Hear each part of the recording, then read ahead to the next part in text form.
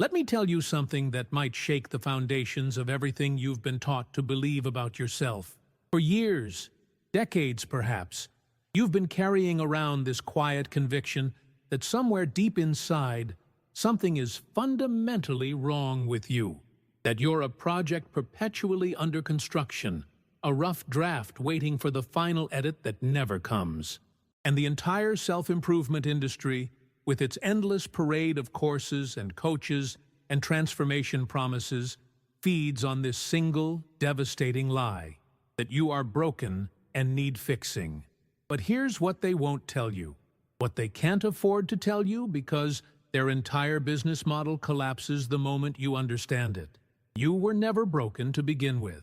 I've watched people spend entire lifetimes running on this hamster wheel of self-optimization, chasing an idea of perfection that keeps moving further away with each step they take toward it.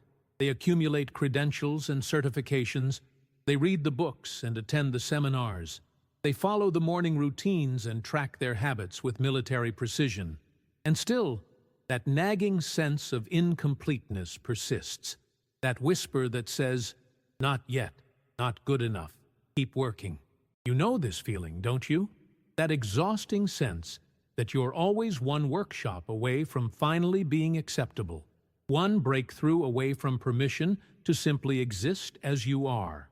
Consider the wave rolling across the ocean's surface. Does it ever stop mid-crest to wonder if it's being wave-like enough? Does it attend seminars on maximizing your wave potential? Or read books titled 7 Habits of Highly Effective Waves?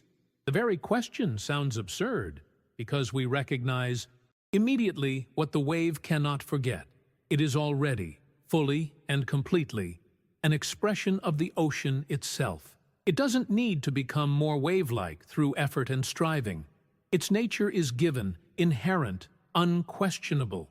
You are that wave. Not metaphorically, not as some pretty philosophical concept, but as a living reality. Your fundamental nature, the essence of what you are, isn't something you need to achieve or construct or improve into existence. It's already here, already complete, already expressing itself through the simple fact of your being alive and aware in this moment. But then, why does it feel like something's missing? Why do so many people walk around with this ache of incompleteness, this sense that they need fixing? The answer lies in understanding where that critical voice actually comes from. You know the one I'm talking about, that relentless internal commentator that catalogs your flaws and mistakes, that compares you unfavorably to others, that insists you need to be different, better, more than you are. Most people assume this voice is them, that it represents their true assessment of themselves. They think this is their authentic inner wisdom speaking. It's not. That voice is a collection, an archive of every judgment ever directed at you by people who themselves had forgotten their own wholeness. When your father said you were too sensitive, when your teacher implied you weren't smart enough, when your peers suggested you were too much or not enough of something, these verdicts didn't just disappear into the air. They took up residence in your psyche, creating an internal board of directors that now runs your self-concept like a corporate evaluation committee. They sit there, these internalized ghosts of past judgments, and you've mistaken their chatter for your own voice. I remember watching my nephew learn to walk, this tiny human wobbling on uncertain legs, falling over and over again onto the carpet. And here's what struck me most. He never once stopped to create a story about what his falling meant.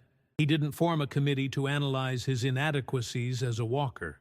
He didn't develop a comprehensive improvement plan with measurable milestones. He simply got up and tried again, with the same joyful curiosity he'd shown the first time. His learning was natural, playful, free from the burden of judgment. Somewhere between childhood and adulthood, people lose this. They learn to approach growth not as a natural unfolding, but as a repair project. And this shift in perspective, this fundamental reframing of ourselves as broken objects rather than growing beings, changes everything. There are two entirely different approaches to change, and the difference between them is as vast as the difference between a mechanic and a gardener. The mechanic approaches the car with a diagnostic mindset, searching for defects and malfunctions, things that need fixing before the vehicle can be deemed acceptable. Every noise is a problem. Every deviation from the manual is evidence of something wrong. The mechanic's relationship with the car is fundamentally adversarial. You are broken. I will fix you. The gardener approaches the plant with entirely different eyes. She doesn't see the seedling as a broken version of the full-grown plant, as something defective that needs correction. She sees it as already complete in its current form, while simultaneously holding space for its natural becoming. She provides water, sunlight, good soil, but she doesn't try to force the growth or judge the plant for not being taller today than it was yesterday. She trusts the organic intelligence already present in the seed. When you approach yourself as a mechanic approaches a broken car, you create an adversarial relationship with your own being. Every emotion becomes evidence of malfunction. Every mistake, proof of fundamental inadequacy. Every human moment of struggle, confirmation that you need more fixing. You become hypervigilant, constantly scanning for defects, exhausting yourself with the endless work of self-correction. But when you approach yourself as a gardener approaches a plant, everything shifts. You begin to recognize that feelings of sadness or anger or fear aren't malfunctions requiring repair, but natural weather patterns of human consciousness. You stop waging war against parts of yourself and instead create conditions for natural flowering. You provide yourself with nourishment, rest, honest relationships, meaningful work, and you trust that growth will happen not through force, but through the same mysterious intelligence that turns an acorn into an oak tree. The amount of energy most people spend on self-criticism and self-judgment is staggering when you really stop to calculate it. Think about how much of your mental bandwidth is occupied at any given moment by that running commentary of evaluation. You're giving a presentation and simultaneously grading your own performance. You're having a conversation while internally critiquing your word choices. You're trying to relax while judging yourself for not relaxing correctly. It's like trying to drive a car with the emergency brake on, wondering why you're not making better progress. This energy, this enormous reservoir of attention and vitality that gets poured into the black hole of self-evaluation, could be used for actually living your life, for creating things, for connecting with people, for experiencing the world with presence instead of constant self-monitoring. But as long as you're convinced that you're fundamentally broken and need fixing, you'll keep directing that energy inward in an exhausting spiral of self-improvement that never quite arrives at the promised destination. And here's the really insidious part. Many of the problems people think they need to fix are actually created or amplified by their attempts to fix them. Take anxiety as an example. Someone feels anxious about a presentation. That's a natural human response to a challenging situation. But then they become anxious about being anxious. They judge themselves for having anxiety, which creates more anxiety. They start trying to fix their anxiety through various techniques and strategies, which keeps their attention locked on the anxiety itself, feeding it with the spotlight of their awareness. Pretty soon, they have anxiety about their anxiety about their anxiety. And the original simple nervousness has metastasized into a full-blown anxiety disorder, all because they couldn't allow the initial feeling to simply be there and pass naturally. This pattern shows up everywhere. People can't sleep, so they develop elaborate sleep protocols, which creates performance anxiety around sleeping, which makes sleep even more elusive. They feel sad, so they judge themselves for being sad, which deepens the sadness with an additional layer of shame. They notice anger arising, so they criticize themselves for being angry, which creates more anger at themselves, and on in recursive loops of self-inflicted suffering. Right now, as you're taking this in, I want you to pause for a moment. Notice what's happening in your body, in your mind. Are thoughts arising? Are you already starting to evaluate what I'm saying? To judge whether you're understanding it correctly? To wonder if you're doing this right? Can you catch yourself in the act of turning even this moment into another opportunity for self-assessment? What would it be like to simply let the experience be what it is, without needing to grade it, or improve it, or optimize it? Emotions are weather. This isn't a metaphor so much as a direct description of how feelings actually work in human consciousness. You don't wake up in the morning and decide to feel sad or anxious or joyful, any more than you decide what the weather will be when you look out the window.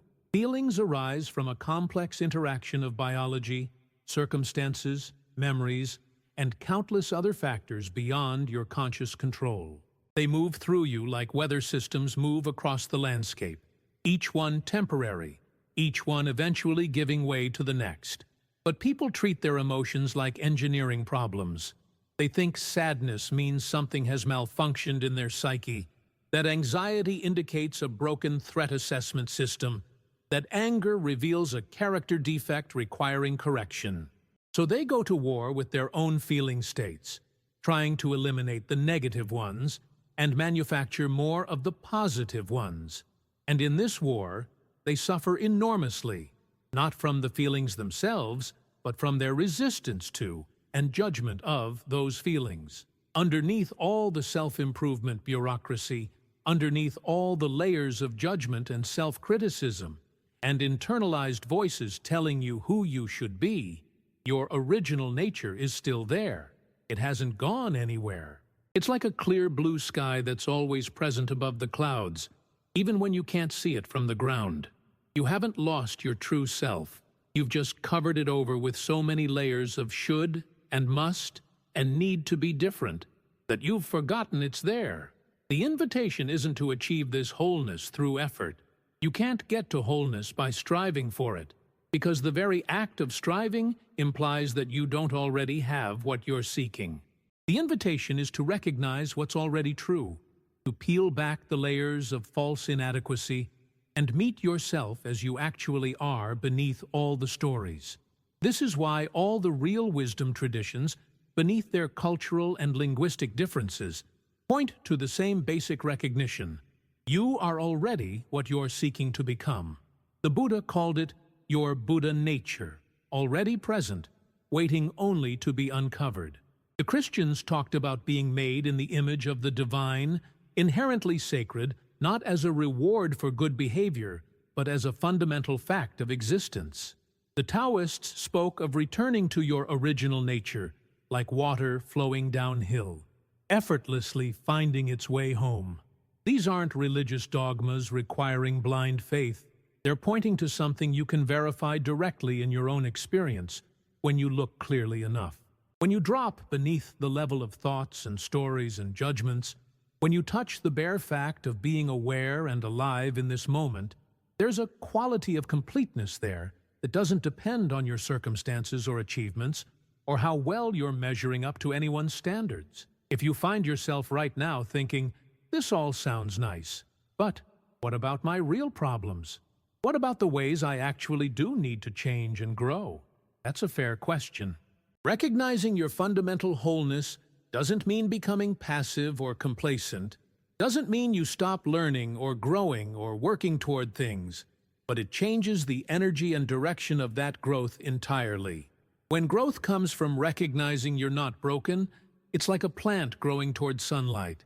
It's natural, effortless in a certain sense, free from the violence of self-coercion.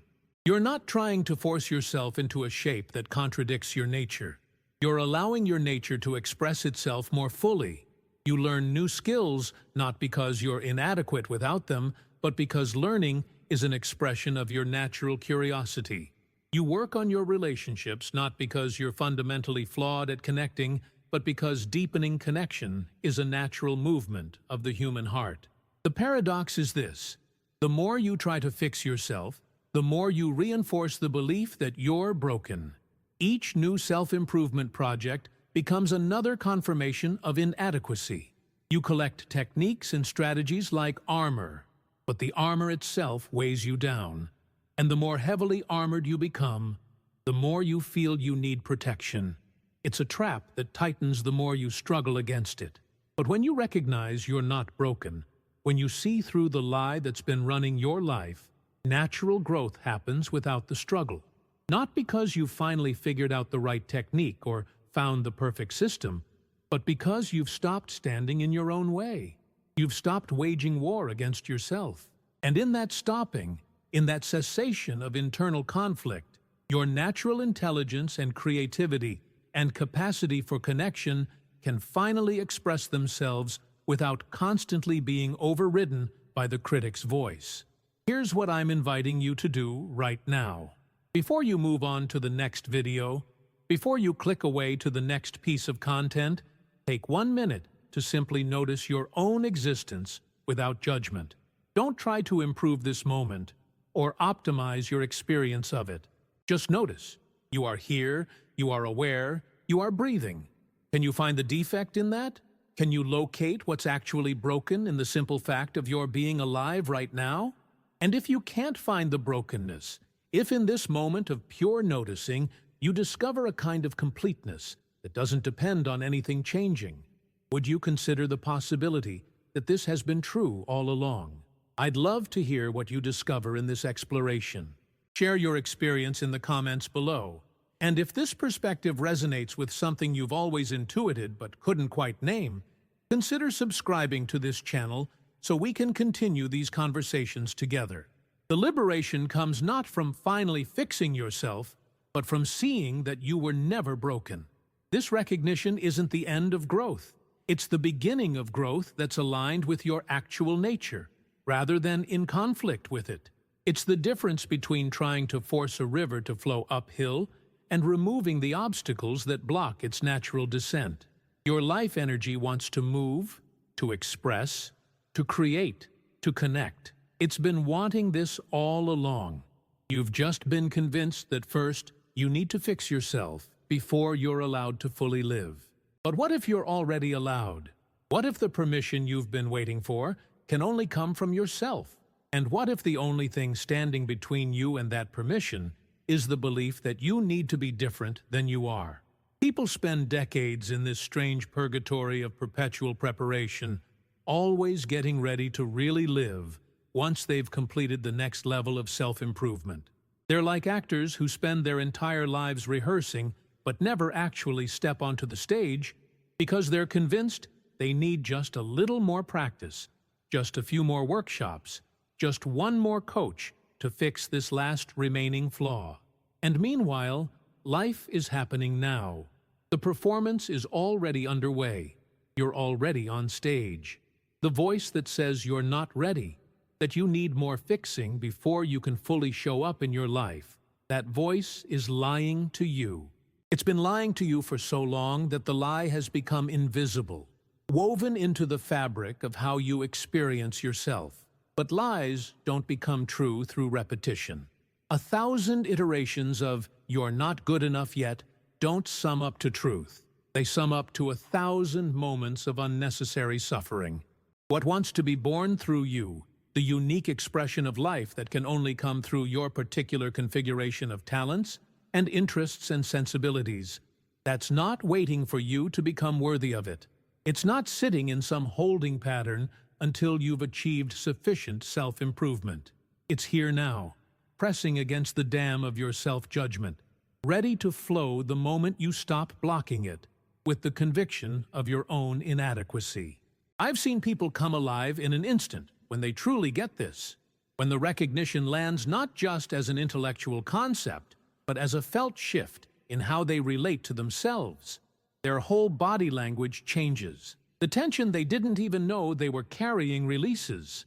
They laugh, not from humor, but from relief, from the absurdity of having spent so much energy trying to fix something that was never broken. It's like watching someone suddenly remember they can fly after years of struggling along the ground. This doesn't mean all your challenges disappear or that life becomes effortlessly easy. You'll still face difficulties, still have growth edges, still encounter situations that stretch you beyond your comfort zone. But you'll meet these challenges from a fundamentally different foundation. Instead of approaching each difficulty as evidence of your inadequacy, you'll meet it as an opportunity for your already present wholeness to express itself in new ways. Instead of needing to overcome your brokenness to handle the challenge, you'll trust that you have what's needed already within you, even if you haven't yet discovered exactly how it will emerge. The gardener doesn't panic when the plant faces difficult weather. She doesn't interpret the storm as proof that the plant is fundamentally flawed. She trusts that the plant's nature includes the capacity to weather storms, to bend without breaking, to dig deeper roots when the winds blow strong. She might provide support, might shelter it from the worst of the elements, but her fundamental faith in the plant's wholeness never wavers. Can you offer yourself that same quality of trust? Can you meet the storms in your life without taking them as evidence that you're broken? Can you recognize that having a hard time doesn't mean you're doing life wrong? So much of the self-improvement narrative is built on shame, on the implicit message that you should be embarrassed about where you are right now, that your current state is something to apologize for and transcend as quickly as possible. But what if there's nothing to apologize for? What if your current struggles are just weather, just the particular conditions you're navigating right now, not a verdict on your fundamental worth or wholeness? As we come to the end of this exploration, I want to invite you into something. Not another self-improvement project, not another thing to add to your list of ways you need to change. Instead, I'm inviting you to consider what might be possible if you simply stopped trying so hard to be different than you are.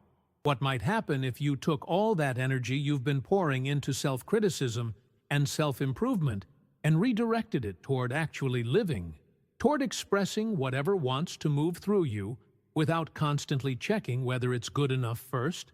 If something in these words has resonated with you, if you felt even a glimmer of recognition that maybe you've been operating from a false premise about your own brokenness, I'd love to continue this conversation with you. Subscribe to this channel, not because you need more content to consume, not because you're trying to fix yourself, but because you're curious about what it means to live from wholeness rather than from lack. And please share in the comments what this perspective brings up for you. What have you been trying to fix in yourself? What would it mean to recognize that maybe it was never broken to begin with? Your story might be exactly what someone else needs to hear to begin questioning their own narrative of inadequacy. We're all in this together, trying to remember what we've never actually forgotten, that we're whole, we're complete, we're enough, exactly as we are right here, right now.